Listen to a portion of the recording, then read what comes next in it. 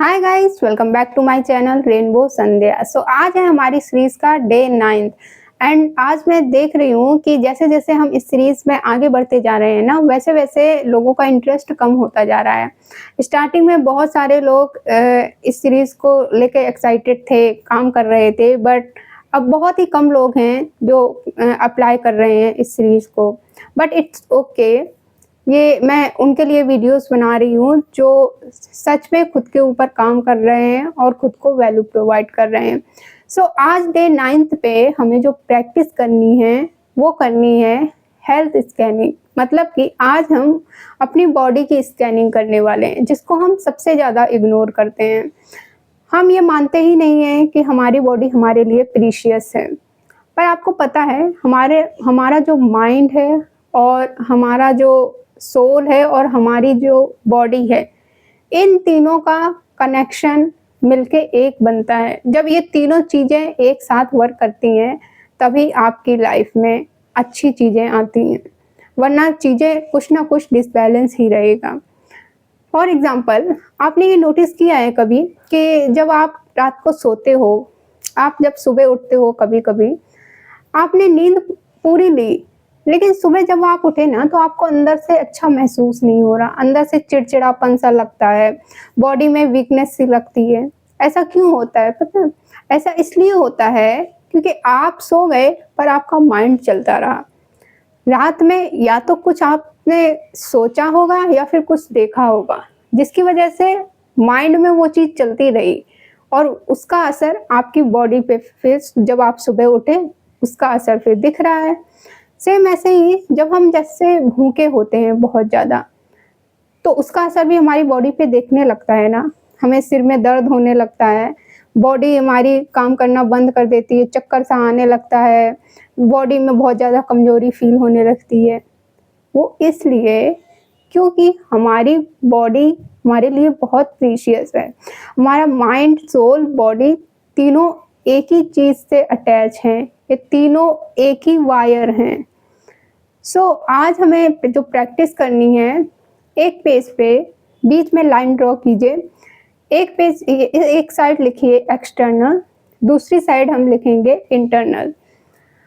External चीज़ों की side हम लिखेंगे आपका क्या वेट है, लिखिए करेंटली आपको क्या क्या बॉडी में इश्यूज हैं, बीमारियां हैं।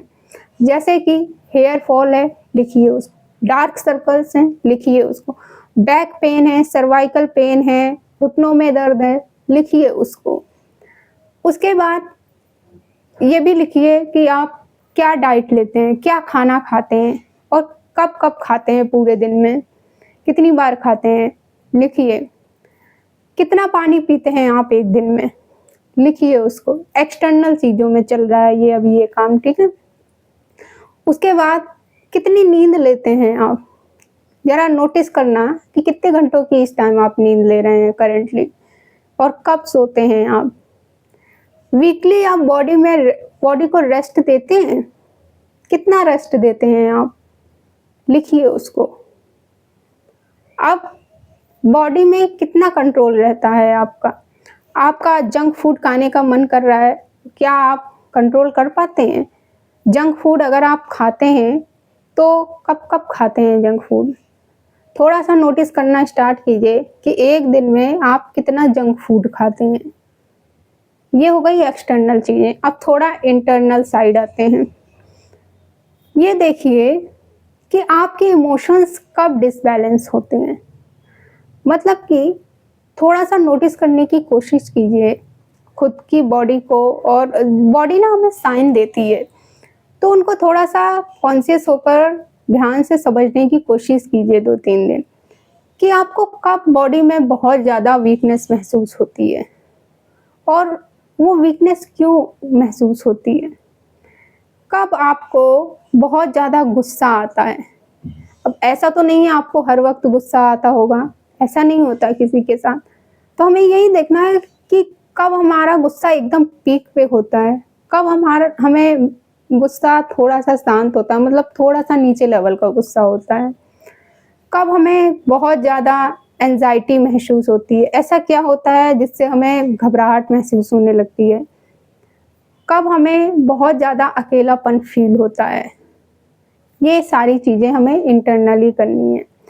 जैसे कि हमें पिंपल्स निकल आते हैं फेस पे, तो आपको नोटिस करना है कि वो पिंपल्स किस वजह से आया फेस पे। ऐसे ही नहीं आता, ये चीज़ें मुझे पहले पता नहीं थी, अब मुझे पता है तो मैं उसको कंट्रोल कर पाती हूँ। हर एक अपनी बॉडी में होने वाली हर एक चीज़ को मैं डील कर पाती हूँ। पिंपल्स आने के बहुत सारे कारण होते हैं। कितना आप पॉर्न देखते हैं, ये भी लिखिए। पिंपल्स आने के बहुत सारे कारण होते हैं, जैसे कि मास्टरबेशन या जंक फूड या फिर हार्मोनल चेंजेस। तो ये आपको नोटिस करना है कि अगर आपकी फेस पे पिंपल्स आ गए हैं, तो ऐसा क्या हो रहा है आपकी बॉडी में। बहुत ज़्यादा आप जंक फूड खा रहे हैं या बहुत ज़्यादा डिप्रेस हैं, जिसकी वजह से हमारे हार्मोन्स चेंज होते हैं, उसकी वजह से भी पिंपल्स आ जाते हैं। अगर बैक पेन हो रहा है तो कब से हो रहा है, कब से होना स्टार्ट हुआ बैक पेन? ऐसे ही तो नहीं कोई बीमारी आई होगी, कुछ तो हुआ होगा ना। तो आज हमें ये सारी चीज़ें नोटिस करनी है, अपनी बॉडी की पूरी स्कैनिंग करनी है।